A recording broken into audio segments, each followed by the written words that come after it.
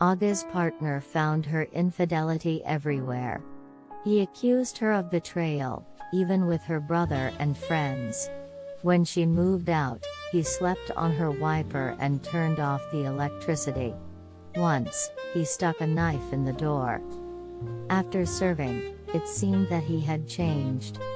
She gave him a second chance, and she resulted in pregnancy.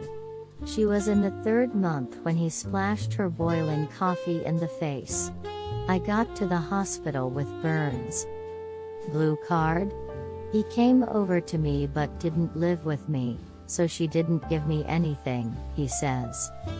Aga heard that Mark was going to the door. She didn't let him in. She thought he would call the police. The officers knew her address well. Suddenly there was silence. Did he give up? He probably went to drink. She calmed down when she suddenly caught her attention outside the window. She reached for the phone right away. Mark, unable to get to it through the door, entered the roof and, hanging his head down, waved his hands so that she could see it through the balcony door. If I didn't report it, nobody would believe. It was on the 4th floor. Aga met Mark through her friend. He was her brother-in-law, and he had just parted with his wife. She said he behaved differently because her sister cheated on him. It blamed her. I did not know that they both drank and beat each other. I did not know, emphasizing that there is no regret for a friend. We are adults and responsible for our decisions, he adds. They met in June 2013. She was a single mother of 3 children. He was a newly baked single dad of an adult daughter. He considered him such, although there was no divorce. I got pregnant quickly. Later I realized that it was his strategy. He also used her as his wife. He wanted me to be dependent on him in this way. That's something always connects us, he says. The first signs that something was wrong came slowly. First of all, it was jealousy. At first, I was even flattered. I thought he cared about me so much. But over time, he tried to keep me under constant control. Finally, it turned into some obsession. For example, when I was out with my dog, he would call me to see if I was talking to anyone on the phone, she recalls. Aga also noticed that Mark was drinking more and more. I'm a teetotaler myself. So I wouldn't say I like the behavior of drunk people. My only sin is e-cigarettes. But I quickly realized he was exaggerating, she says. When sober, Mark was normal. However, he acted as if something had entered him when he drank. He used to call me names, usually accusing me of cheating on him. Everywhere he saw my alleged lovers and evidence of my infidelities. He imagined I was talking to someone and inviting him in his absence. Then he started beating too, he says. Physical violence was directed mainly at Aga, but in fits of rage, Mark also beat her children. Once, he put a knife to my neck and tore me another time.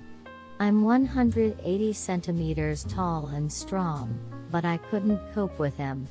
I instinctively called for help. My then 13-year-old son came running and tried to pull him away. He could be aggressive toward him, too. During one of the fights, drunk Mark bursts into Aga's son's room. He challenged him by demolishing the room. Then she decided to call the police. The officers already knew Mark. They visited him when he lived with his wife. The police asked the court to look into the family situation. As a result, Mark was forced to start therapy and report his progress. I did not wait for the effects. I moved out, and he moved in with his father. He tried to pretend he was trying. He hid, but he knew how to cheat Esperal. an agent sewn under the skin, used to treat alcoholism, ed. He drank a little at a time, 2 sips, then 1 beer, and he was in therapy maybe twice, says Aga. Finally, the court decided to limit his parental authority over their minor daughter. At the same time, the court decided to establish a blue card for Aga's partner. It wasn't her initiative, but this turn of events gave her hope that Mark's violence would leave a tangible mark, something that would be a red flag for everyone. I moved out in a flash, so I didn't have time to see if the card made a difference. Nevertheless, I was glad they put it on him because I thought it would protect us, she says. Nothing could be more wrong. The blue card was only a formality as long as Aga did not live with her torturer under one roof. Aga moved from New York to Chicago. Parental authority was not taken away from the father but only limited, allowing him to contact his daughter. Every meeting and every conversation was an opportunity for Mark to haunt her. Once, when my daughter had a birthday, he called her on video chat. That was enough to accuse me of my alleged lover living with us. He insisted that he sees his hands in the background. I have plenty of such examples, says Aga. Mark was stalking Aga and her children in a new apartment in Chicago. It's hard for her to think back to those times. Anyway, there were so many examples of harassment that today, she can only name the ones that stick in her memory the most. The former partner, first with a request, then with a threat, wanted to convince her to take him back. When she refused, he slept on the mat outside her apartment door. Finally, he got angry and made her angry. He used to get into the mailbox in the hall and turn off our water or cut off the electricity. Once, in a rage, he stabbed a knife into a door. Sometimes I called the police on him, and sometimes he told me that I was drinking in front of the children, taking drugs, or that there was someone in the apartment. Sometimes the police came to me at 2 a.m. with a breathalyzer, which confirmed that I was sober. Finally, he was punished for unjustified summoning the officers, says Aga. At the same time, her former partner was sending her threatening messages. He took turns apologizing and assuring them that he would cut her. He also threatened that he will go to prison, but she won't walk anymore and told him to be afraid of tomorrow. And then there's the arm-waving action from the roof. It just proves that he is an unpredictable man. It was 2018. Mark's behavior made him go to prison. At the same time, the court decided to deprive him of his limited parental authority completely. It seemed that Aga would get rid of him once and for all from her life. Suddenly everything changed. Mark spent 10 months in prison. During this time, he underwent therapy. After he left, he seemed like a different person, as if someone had magically healed him. He rented an apartment near Aga and fought to win her trust again. He didn't bother her anymore. He didn't bother her anymore. He apologized and said he understood everything. She believed him. I never let him move again, but I gradually agreed to visit him more and more often. It was as before, or better, like when he hadn't drunk yet. I believed that addiction was to blame, and naively thinking that he was clean, I gave him a second chance. We lived next door, but together, he recalls. In 2019, she became pregnant again. It soon turned out that Mark drank secretly.